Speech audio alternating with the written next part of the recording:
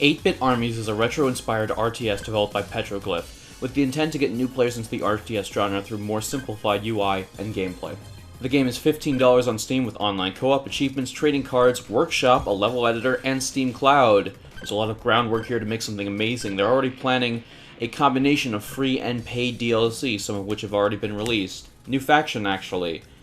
You get the campaign if you pay for it, but the faction is freely available in multiplayer. Unfortunately, the game's attempt to turn it into a simplified and easy-to-learn RTS ends up being a bit more complex than it should be. This is odd, as Petroglyph knows what they're doing when it comes to RTS. The game I did my first Burried Gems video on, Star Wars Empire at War, might have been buggy and broken at many times, but I still love it, and that's a game Petroglyph made. And while I thought Grey Goo wasn't as good as people were pushing it to be, I still liked a lot of what it did. 8-Bit Armies plays in a very similar way to the old Command & Conquer titles. You have resource points you need to mine with structures that you build. Bases require power in order to function, and of course you have that classic UI at the far right, so you don't have to select your buildings to spawn new units. Through either hotkeys or mouse clicks, it sets up part one of what should be a two-part good UI. The second part of this UI puzzle, though, would otherwise make this game have a nicer UI, is absent. This is one of the biggest problems. The game's attempt to make it too simple is hurting it. The idea that you cannot learn a lot about the game and how it works, about its core mechanics, especially when it comes down to units and hotkeys. Now, you can find information about this stuff online or through the game. That's fine, but in the main game, when you're actually in it, it's nice to have this information readily available, because no new player is going to look through a wiki list of units and counters to get into the game. What you do is you have all this information, like a light amount of information available, and then when they want to get into the competitive aspect, like StarCraft 2, they go online, they start looking at builds, very specific things the community has done. But the game is supposed to give a nice little gateway to them. That's the problem. It's too simplified, this game, at least in the UI, to the detriment of the game's design. This isn't just a problem potentially for new players. This is also a huge problem for people who are getting into the game in a competitive way, or for people like myself who not only have to relearn a bunch of things about the UI, which is fine, but we have to deal with this new awful hotkey system as a result of this poorly implemented UI. The game supports key bindings, but the problem is that it only displays this on the units themselves, not on the UI. So if you want to know how many you have at all times, well, that's complicated because you're going to have to search for them. For example, if I bind a tank group to key number 1, and I spread them out, they got attacked, and now I'm looking to counterattack or to retreat, I need to know how many tanks I have, because I could be like, okay, I have enough to attack the base and win, or I might not, and I might be sending them to their depths.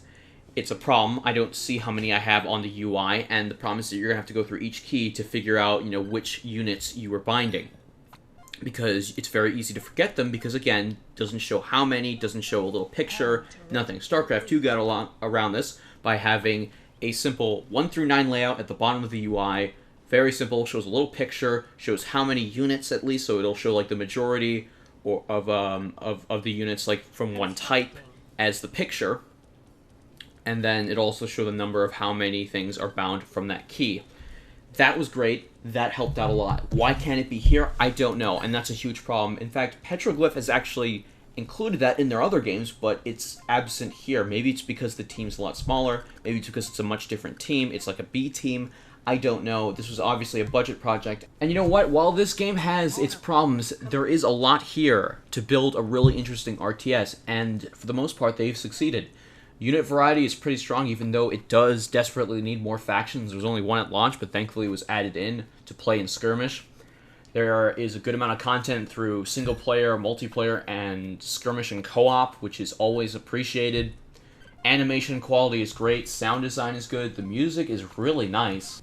But it lacks a hook, and that's the biggest problem. Warcraft 3 had an interesting story, StarCraft 2 had a less than stellar story, but it had a lot of amazing mechanics, and this game doesn't really have either of those.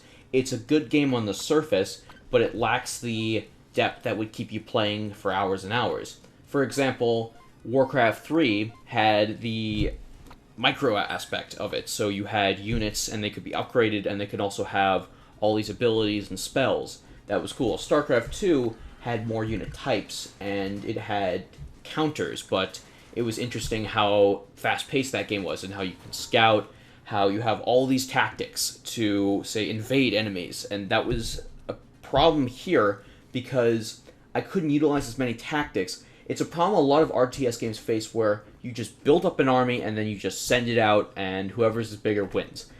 There's no guerrilla warfare, there's no, just interesting ways of playing where, like, you can build a second base and a third base within, like, the first 10 minutes of the game, like a risky play.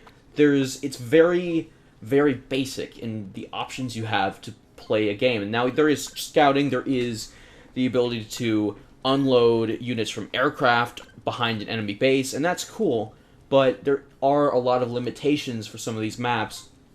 I would like to see more things mechanically, like, having the units have their own abilities, and someone might say, well, that can hurt the entry level, right? The new players trying to get in. That's what the whole game is based around, right? Well, my counter to that is Halo Wars. Halo Wars, each unit had their own special ability, and they had upgrades as well. They had a lot of cool things going around along in that game, and that's what made it so cool. Even though I think Halo Wars is, a very basic RTS still, it had a lot of things going for it. And here, it's like pretty much Halo Wars, but without all the cool units, the interesting lore, the good cutscenes, the story, all of that. It's just kind of taken out. And what we're left with is a above average, but still mediocre, if not cheaply priced, and value-packed RTS. It's a little unfortunate. There's a lot here, but none of it is particularly really good, or something that'll really get you playing for hours and hours. It's a decent buy for $15, and I'm glad Petroglyph has the balls to compete in this genre, but unfortunately, it looks like it's not going to be enough. I do think that this will find its niche through a lot of people with the attention that it hopefully gets. Petroglyph does have a marketing team, spawned from all their previous games. They have the budget. They can push this game out there. But I just don't see it as a game that, it's not obviously going to rival StarCraft 2, but it's not the game that's going to push people into getting into RTS. At least for now. I think that this can be built up to be a much better game. Anyway, guys, I'll see you next time. I'm out.